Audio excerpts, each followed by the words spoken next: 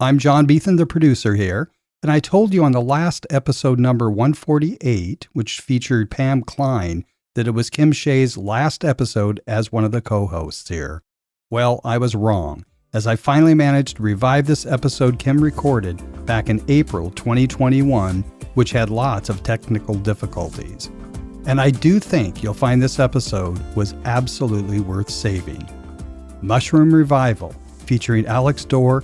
This is episode 149 on alternative health tools, where together we discover alternative healthcare tools and explore integrative healing philosophies for both individuals and practitioners. Hi, this is Kim Shea, your co-host for this episode of Alternative Health Tools, coming to you from this side of the pond here in Southern California. Today is Tuesday, April 6th, 2021, and I get to speak to Alex Dorr today. He is the founder and CEO of Mushroom Revival. He's a mycologist, which means he knows a lot about mushrooms and he loves them. So I'm excited to hear a lot. As a plant lover, I'm excited about this.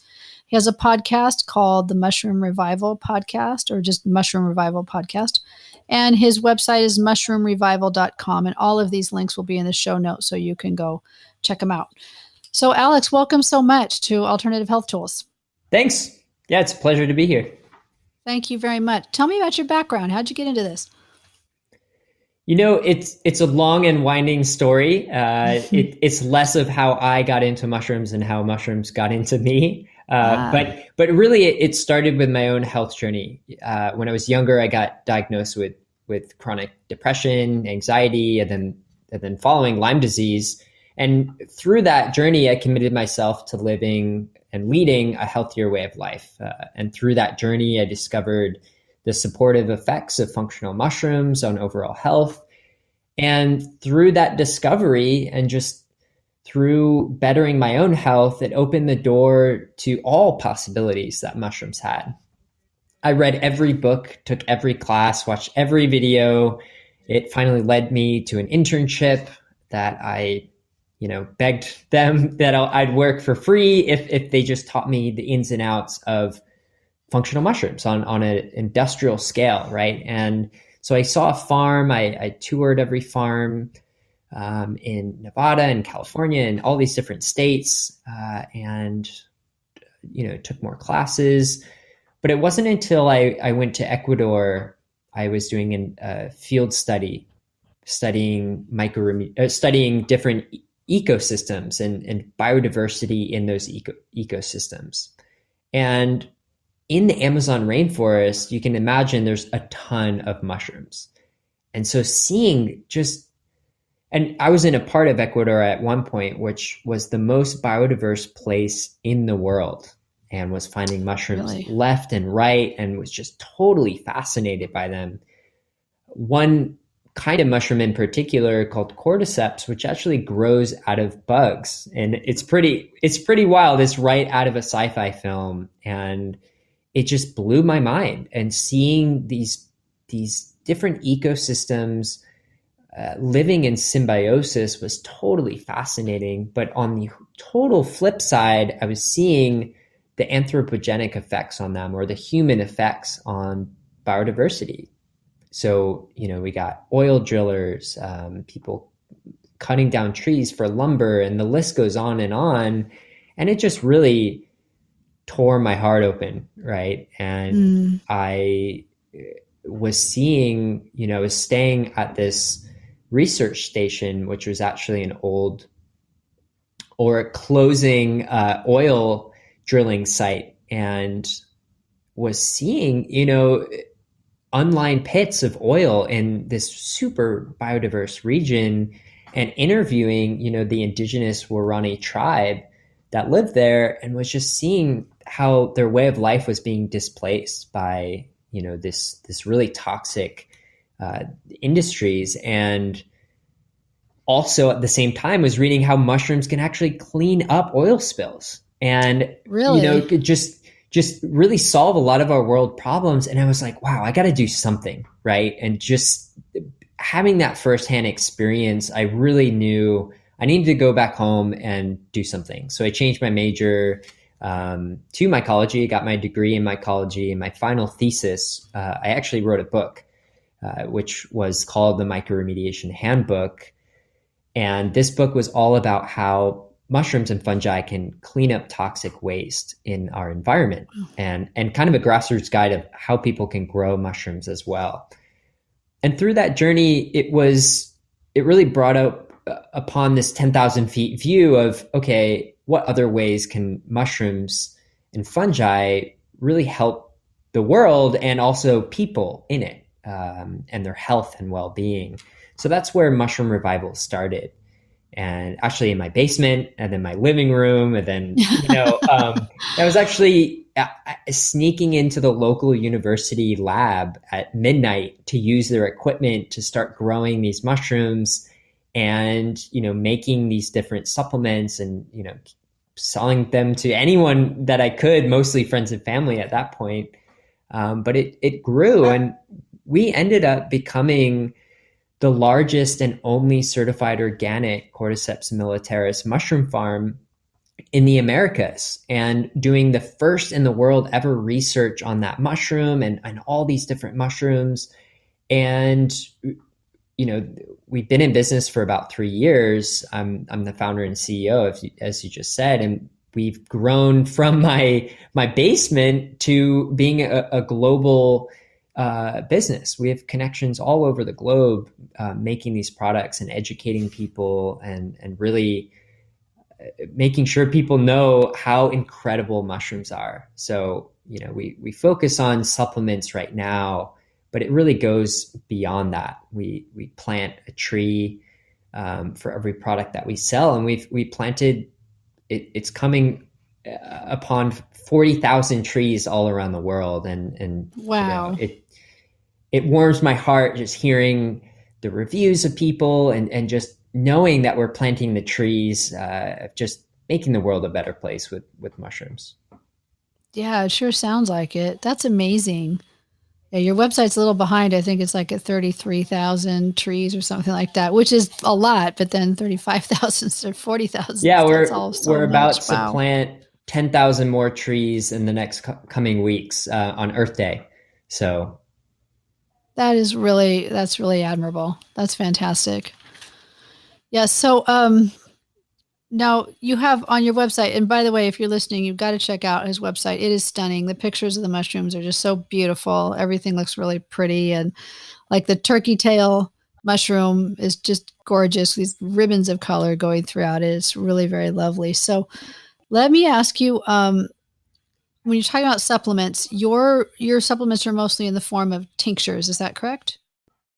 If you could, let's say you had access to these mushrooms yourself, is it better to eat them yourself, or is a tincture form better, or does it make any difference? Yeah. And, I'm going to give a long answer to that question, because I'm guessing most people who are listening are like, what the hell is he talking about with these mushrooms? What the hell is a tincture? Hold on. Like, can you define some stuff? So we're actually more closely related to mushrooms or fungi than we are to plants. We share over 50% of our DNA with fungi. And fungi, that whole kingdom or queendom, also is yeasts, which you find in your beer or your bread that you probably consume on a daily basis, and molds and other things. Mushrooms are just the fruiting body of a fungus. And what a fruiting body is similar to an apple on an apple tree, right? It's only responsible for spreading the seeds, or in this case, the spores, and it's the fruit, right? And there's estimated 5 million species of fungi out there, and we've only described or discovered 120,000 of them. So we're so new to the field of fungi or mycology or mushrooms. And out of that 120,000 species of fungi, only 14,000 actually produce these mushrooms or fruits, right? Oh. And out of those 14,000, 50% are inedible, right? They're hard conchs or, crusts. You don't want to eat them, right? You don't want to throw them in a stir fry. 25 are edible, but not really great, right? They might hurt your jaw a little bit, but you can get it down, and it's not the greatest experience. 20%, you can eat it, but it might give you an upset stomach. It's not going to kill you, but you might have some gastrointestinal problems later, right?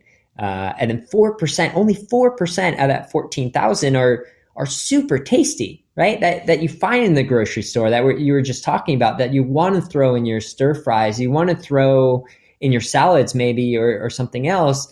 And then 1% out of that 14,000, ones that'll probably send you to the hospital. There's a big chunk of that won't kill you. And then the other camp is the culinary gourmet mushrooms, such as button, cremini, portobello mushrooms. And surprisingly, button mushrooms, cremini mushrooms, portobello, and baby bella are all the same mushroom. Same Latin name. They're the same exact mushroom, just picked at different stages. And button mushrooms, they're white, and cremini are, a brownish color. It's only because button mushrooms are grown in the dark and they lack that pigment. But it's the same exact mushroom. It's just a marketing tactic that they use, and they call them different names to get more money, but they're the same exact mushroom. And what's interesting is that you can actually turn these mushrooms upside down, where the gills are, which hold the spores. And you can flash UV light or even leave them out in the sun, and the mushrooms can multiply their vitamin D content by up to 40,000 times. And you can actually get your recommended daily amount of vitamin D by eating them. So, they're also high in protein, ergothioneine, essential vitamins and minerals, and they're really good for you. So some people might argue that this is a small form of a functional mushroom, right? It supports your health and wellness, but I wouldn't really classify them as functional mushrooms. But some functional mushrooms happen to also be gourmet. So we get shiitake, if anyone has. That's pretty famous. You can find it at Whole Foods or any other health store. Maitake also you can find in the store, but it's pretty rare. Lion's mane as well. Those three are functional mushrooms that have hundreds, if not thousands, of scientific research articles just demonstrating their functional benefits. And also you can cook with them, which is great. You can cook them in stir fries, and also find them in the supplement aisle in a tincture, capsule, or a powder to take as a supplement. And you might be wondering, well, why would I want it in a capsule or a tincture if I can just cook it up, right? Well, the obvious difference between the two is concentration and extraction techniques. So with supplements, they're super highly concentrated, right? And as a supplement manufacturer, the goal should be, right, to make the most concentrated form of this ingredient to get the most bang for your buck, right? You don't want to be swallowing 800 capsules to get your recommended daily amount. You want the smallest amount to make it easy for the person. And then the second part of that is bioavailability. So, just eating them in a stir fry, you're only going to get a fraction of the functional compounds that are bioavailable to your body. Whereas a supplement, there are, extraction methods that have been developed over thousands of years. And now with the benefit of modern science, we can track these specific compounds with specific extraction technologies to maximize that supplement. So a tincture is really great because you can absorb the compounds sublingually, so underneath the tongue. And this, if anyone has ever had a CBD oil, they would know what I'm talking about, where it's a liquid extract that you can hold under your tongue, and you can actually bypass your liver. And this is great because you can absorb up to 98% of the functional compounds, whereas a powder, a capsule, you're lucky if you get 50%, right? So it's a lot more bioavailable, and it enters your bloodstream a lot quicker. And the same goes as a benefit over cooking is that you're getting a lot more of the compounds and a lot quicker into your system. Please do not put it in your eye. You can put it under your tongue or on top of your tongue, or if we get a ton of people putting it in their smoothies or their drink, and even mixologists, right? We have a calm blend that people love to put in a nightcap, and they make all these crazy recipes with different alcohols and mixed drinks. So you can really get creative on how you use it. Illegal or foot fungus or slimy mushrooms or mold on your bread. So it doesn't really have the best connotation for a lot of people. Whereas, if you're in China, 4,000, 5,000 years of rich history and understanding and culinary recipes that use mushrooms all the time. So here in the US, we're pretty new to mushrooms. And so we thought we wouldn't go beyond those 10 that were probably the most famous. And one of the first to add in 3 that we want to really popularize here in the US, but we use cordyceps. And so we have a product that's entirely cordyceps for energy. It's been used for thousands of years for athletic performance and energy, different kind of cousins of cordyceps, but we focus on Cordyceps militaris, which can be cultivated, right? And that has been totally instrumental for my health and wellness, of being, founder of a business and working really hard, and to having the energy to live my daily life and do all the tasks that I'm doing. Reishi is another mushroom that we work with. It's called the 10,000 year mushroom, or mushroom of immortality. And it's one of the most famous mushrooms, or functional mushrooms. It's the number 1 selling functional mushroom in the world. And it's notably used for supporting a sense of calm, or, supporting our body's natural ability, our natural inflammation response due to, post-workout or other like activities. Lion's mane as well is also really famous mushroom for cognitive support. And we have a product just with that as well for focus, right? And then there's other mushrooms that we have. We have a daily 10, which is kind of like a multivitamin with 10 different functional mushrooms all together. Cordyceps, reishi, lion's mane that I talked about, but also chaga, shiitake, maitake, turkey tail, Wolfiporia extensa or Poria cocos, tremella, and mishima. So they're all, I'm saying all these names, and I'm sure a lot of people are like, well, why the hell would I want to take mushrooms, and what are they good for? So system, they're champions at supporting our immune system, and they're most notably known as immunomodulators. So bringing homeostasis to our immune system, which is super, super important. And the other aspect of why they're important is they're known as adaptogens. And adaptogens are herbs or mushrooms that support our body's natural response to occasional stress, right? And who doesn't need support for occasional stress? I mean, I for one, need it every day. And I'm sure most 99.9% of people on the planet do as well. So, yeah. The cordyceps, it's funny because I have red hair, and it's really long. It's down to my waist actually. And the cordyceps is an orange Cheeto looking mushrooms. And I always joke at these events that we were selling, people would comment on my hair, and I would say, yeah, my hair used to be black. And then, I took these cordyceps and I just got this mane all of a sudden.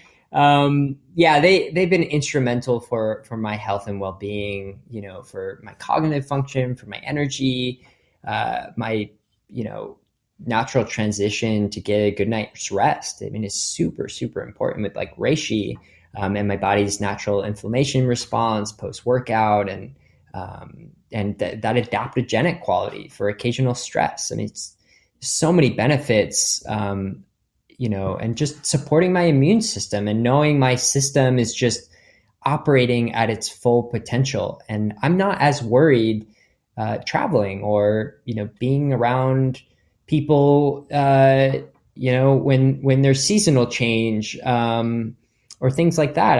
I feel really, really strong. And it's amazing, having a company and seeing the reviews come in as well, of so many people just saying how it's changed their life significantly, and that they've been trying all these things for like 40 years, and they try mushrooms and they're like, this is it. This is, you can sign me up for life.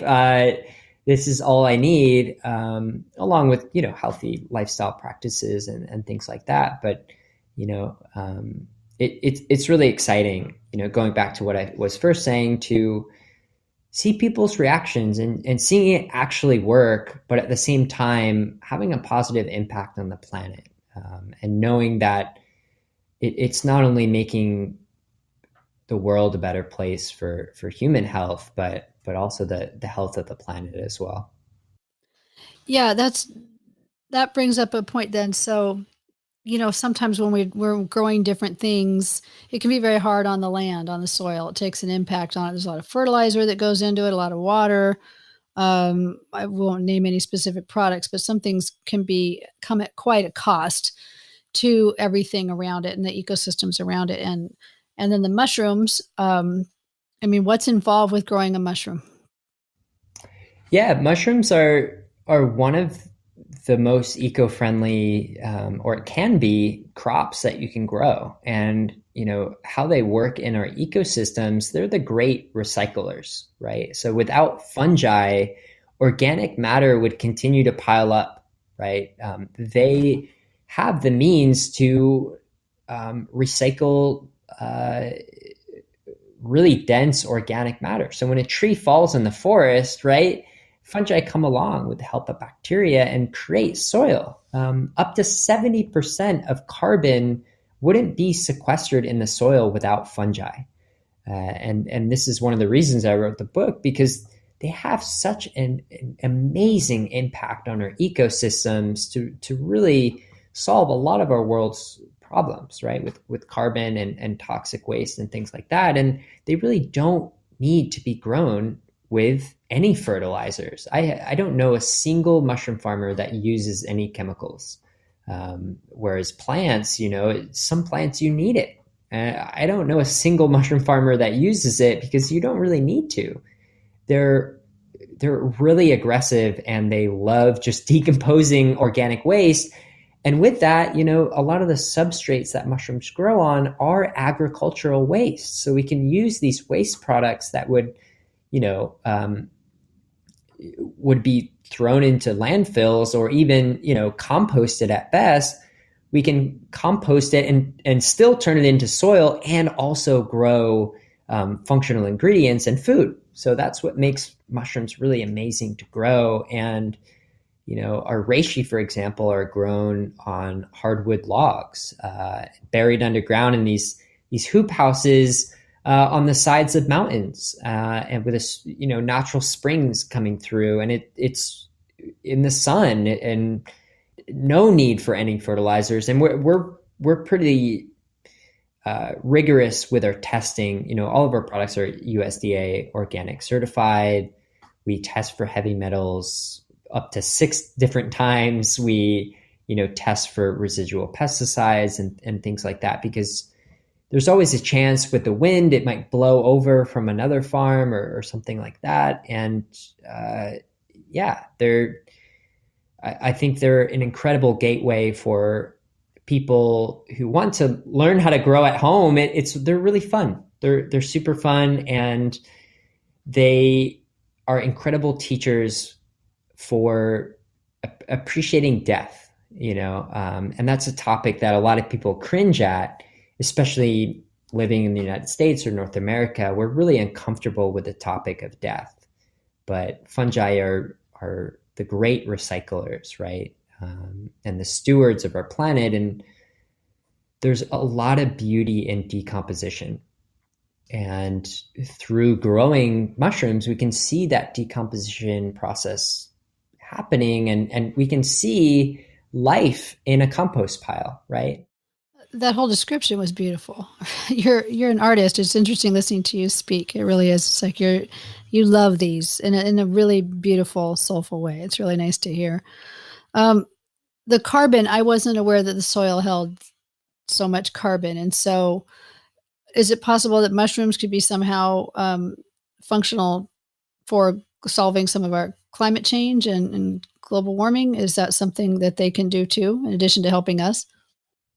Yeah, I love to use the term global weirding, and I think it goes beyond warming, right? And it goes beyond CO2. It's a lot of toxic chemicals and oil spills, and using these really toxic chemicals that are incredibly persistent in our ecosystems and take hundreds of years or longer to start really dissolving into their parts. And part of that decomposition that I was just talking about, and the beauty of it, is taking some of the most toxic substances on the planet and converting them to oxygen, water, CO2, and their most basic parts, right? And turning a really toxic landscape into something that you can grow flowers and food and turn it into really a biodiverse region.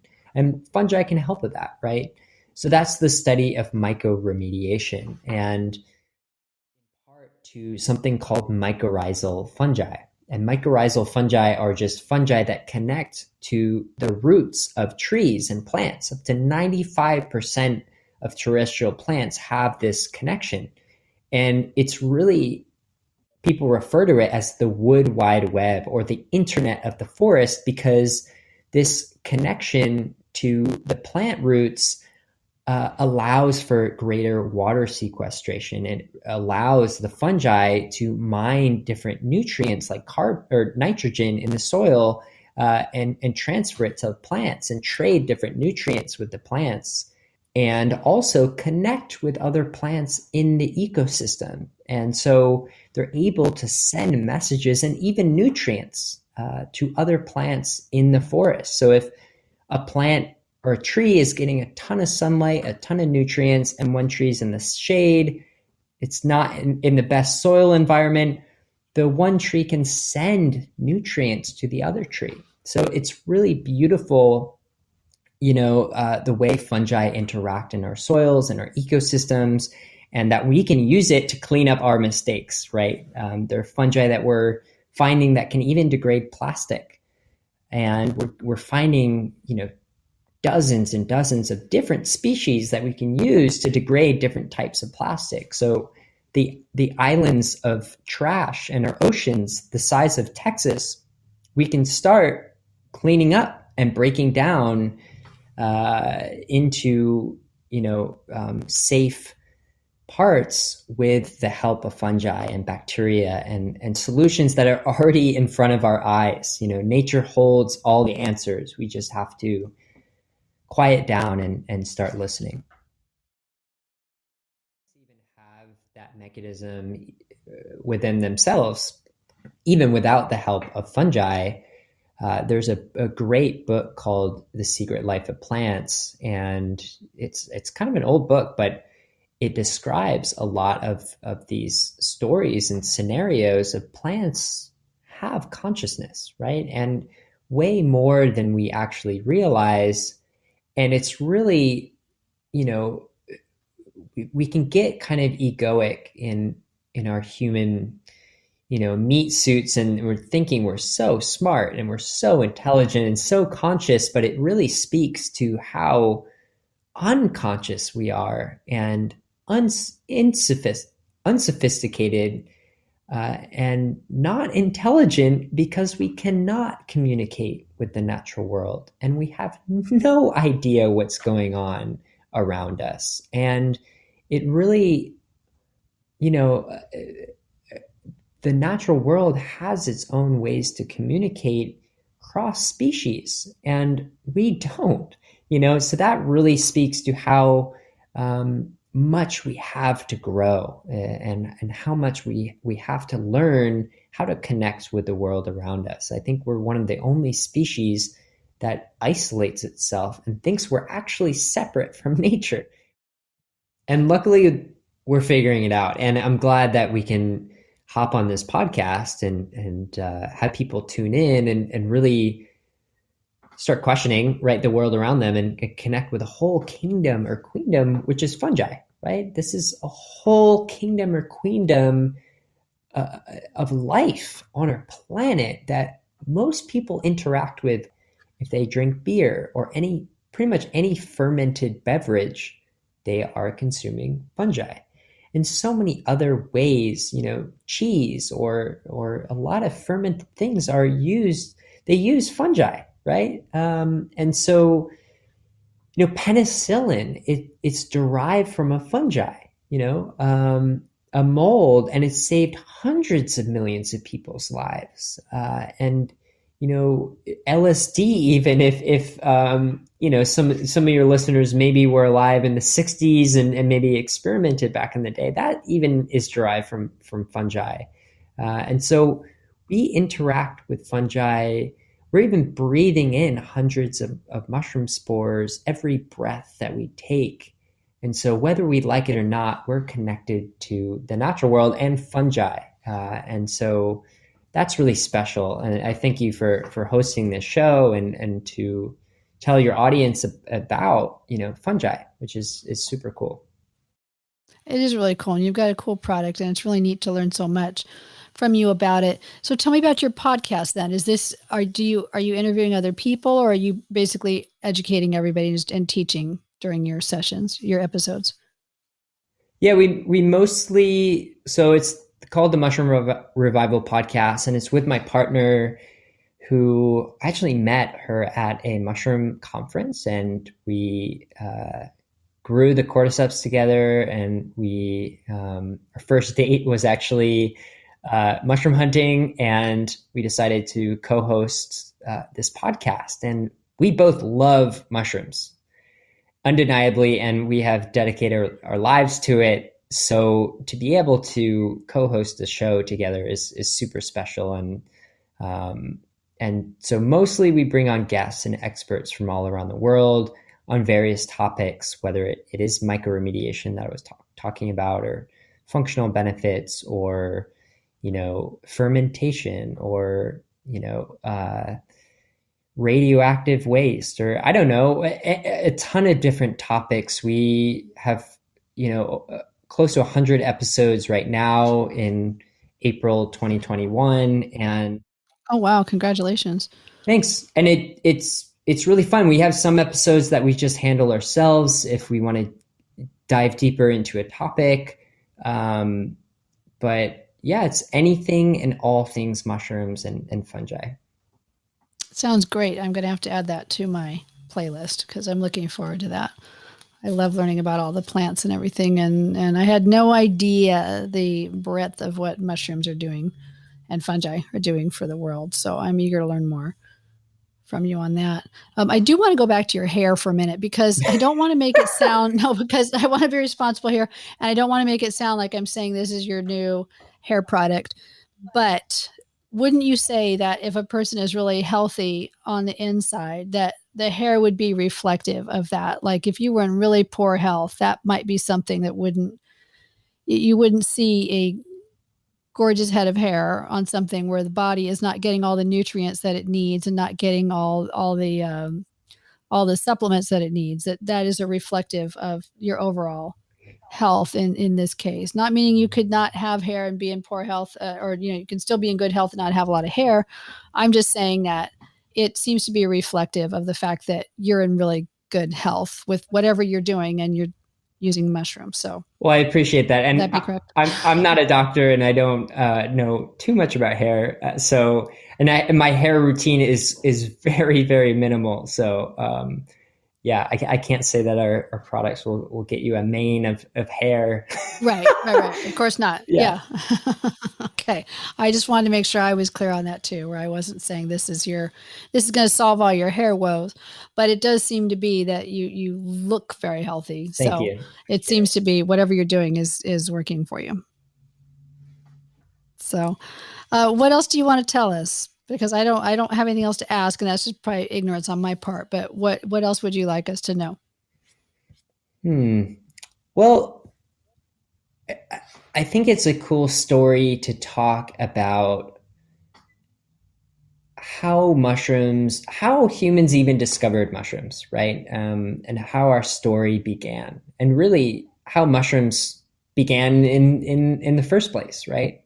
So the earliest fungi ever found was 1 billion years old, and over time, around 500 million years ago, we get the first early plants start developing with this mycorrhizal fungi connection that I'm talking about.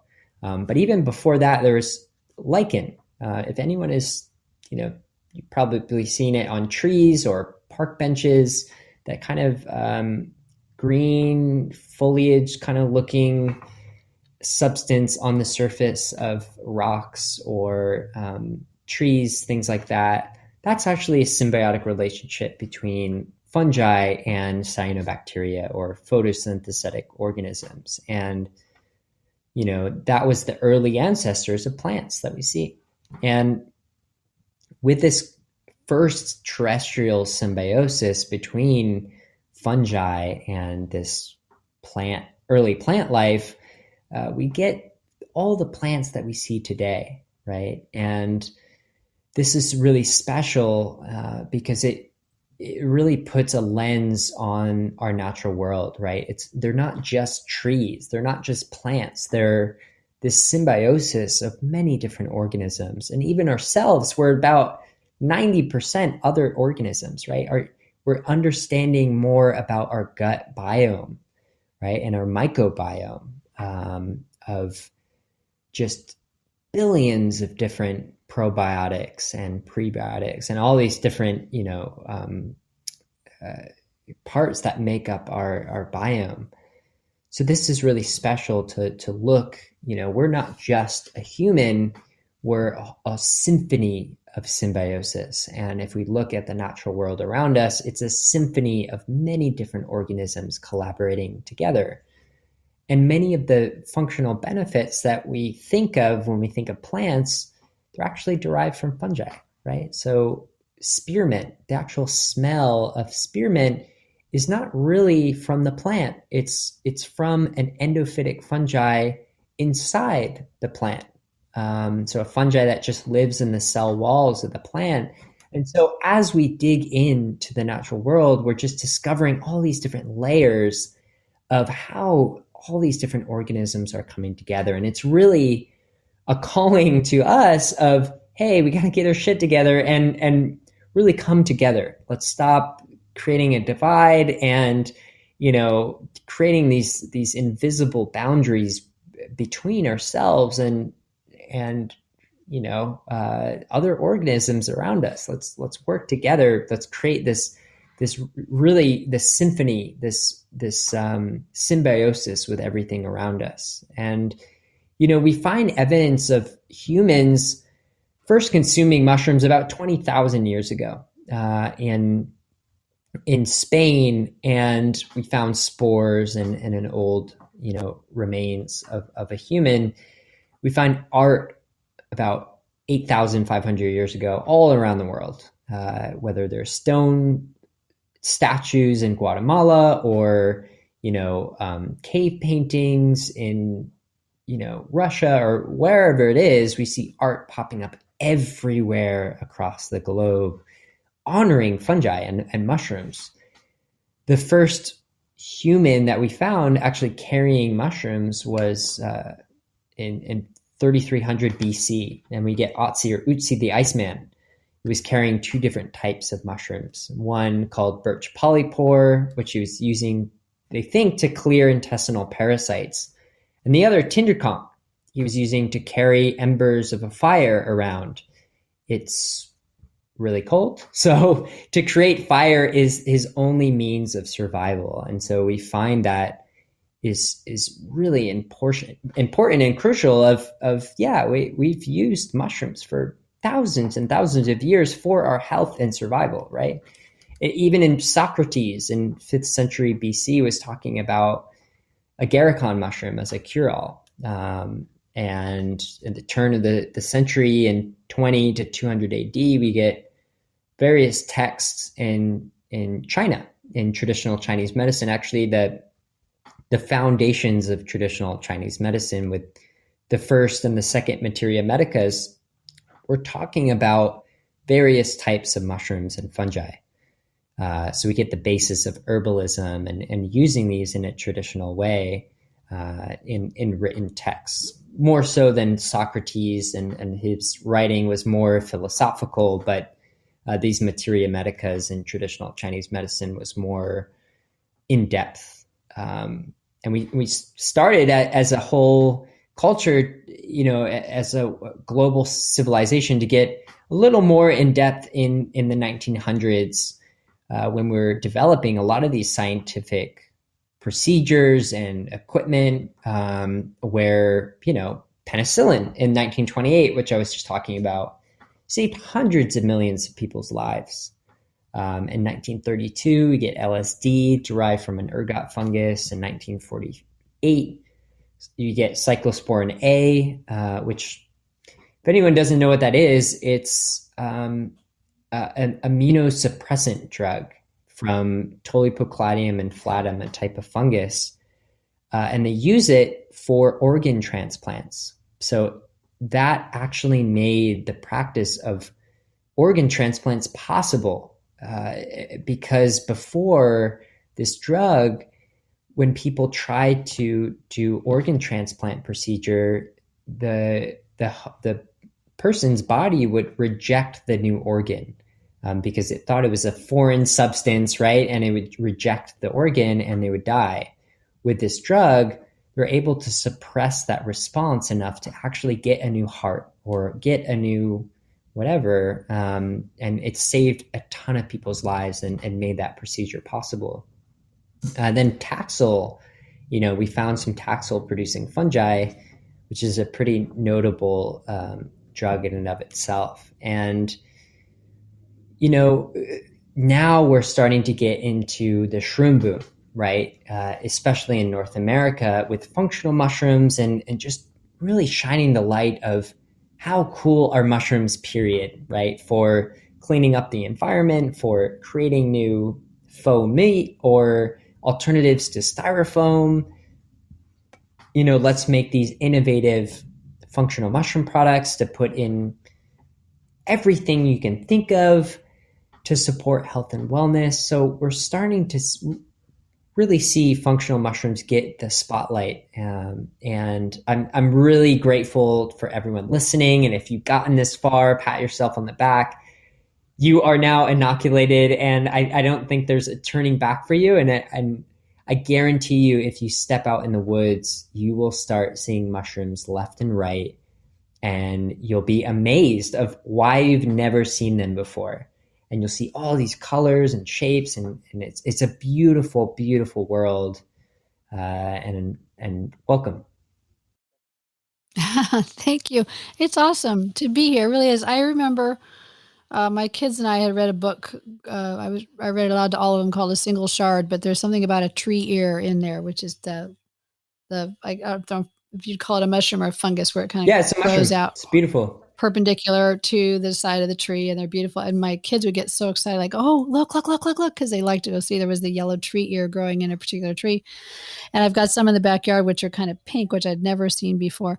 But what I want to ask you is, I think it was last year, there were these mushrooms growing up in my yard, and I thought they were morels, and I wasn't really sure, and I didn't have a book on it. And then come to find out, that's probably exactly what it was, but I didn't eat them because I was worried that they might be toxic. But are there some good books out there that we could really rely on, so we would know if there was a mushroom, that we could identify it and be relatively certain that it was a safe mushroom to harvest? Yeah. Or is that better left to the experts? Totally. And, I always say this, there's more poisonous plants than there are poisonous mushrooms.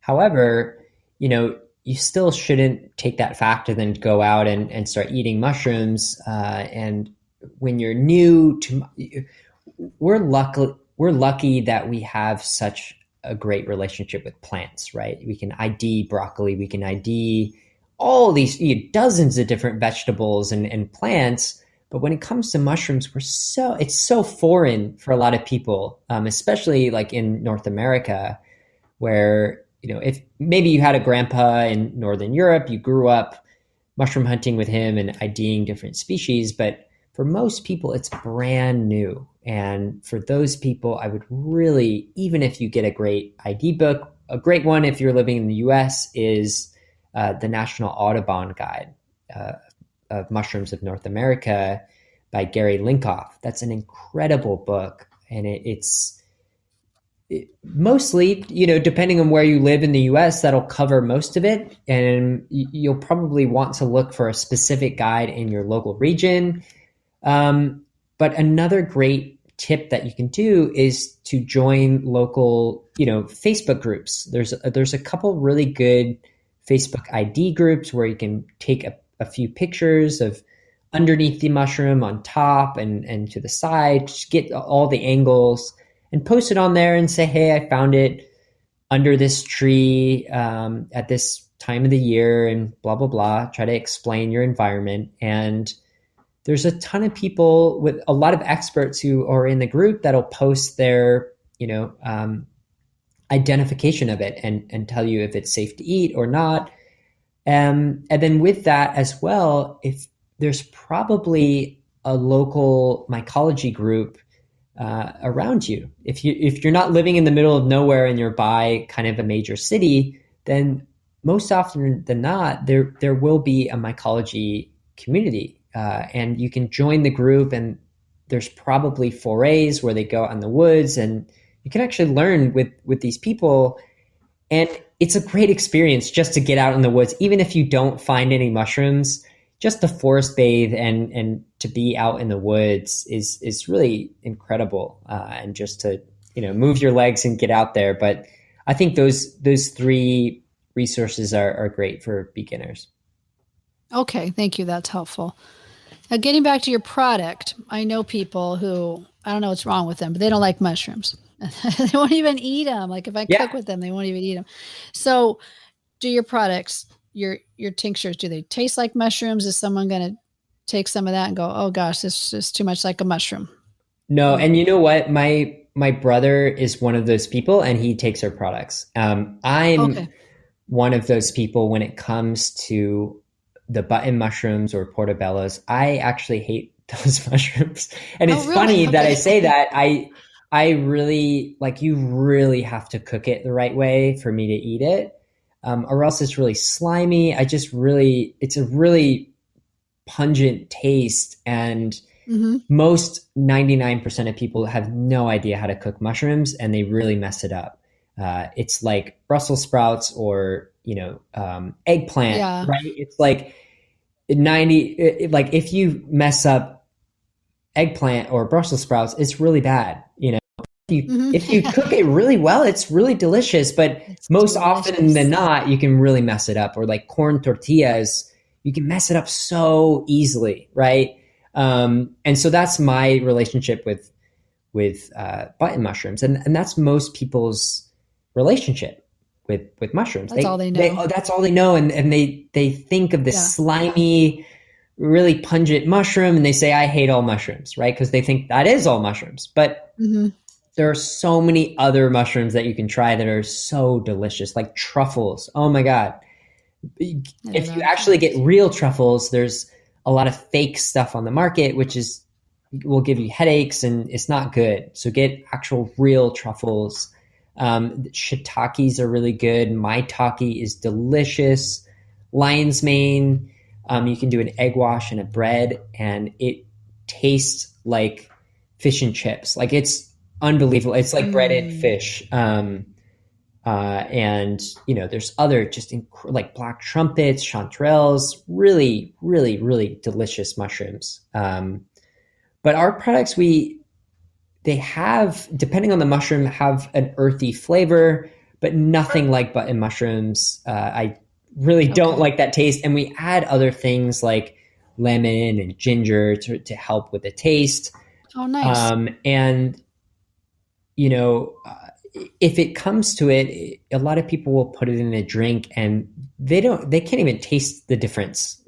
So even in a glass of water, you drink it, you can't really taste our tincture. And we're working hard on just releasing new and improved formulas all the time to help, the average Joes who are really particular with their taste buds, to develop something really tasty that they can put in every product. Okay. Well, I am really excited to try these. So, and I'm so glad that I found you. My co-producer, John Biethan, introduced me to you in an email. And I said, oh, please tell me this is mine and not yours, because I was going to be really disappointed if I didn't get to talk to you. So I'm really glad that I had the opportunity to talk to you. And it's just, I love talking to people who are just so passionate about something that they do and they know about. And what you are passionate about and know about is so valuable and so important on such a global scale. It's really an honor to be able to talk to you today. Thank you. I'm really excited to share this with everybody. Yeah, and it's an honor to be here. And for everyone listening, if you do have more questions and this short podcast or long podcast wasn't enough, and you still have burning questions that you want to have answered, please reach out to our team. If you go to our website, there's a contact, and we have a whole team of super knowledgeable people that will geek out with you and answer any question that you have. And if you do want to try our products, you can use a code Alternative Health Tools, all uppercase, for 10% off. If you do want to try our products, Nice, thanks. So yeah, we're always here. If you have any questions about our products or just mushrooms in general, like, as you can tell, I love talking about mushrooms, and we will talk your ear off if you want that. All right. Well, thank you. And also, like I said, if you want more, he's got a podcast that's there on the website and also a blog. And look like there were some really interesting topics that you cover in there as well. So I thank you for your time today, Alex. This is Alex Dorr, who's been with us from Mushroom Revival, and just very, very knowledgeable about mushrooms and what they can do for you, and just open up your world. Thanks, Kim. So thank you for joining us. Thanks.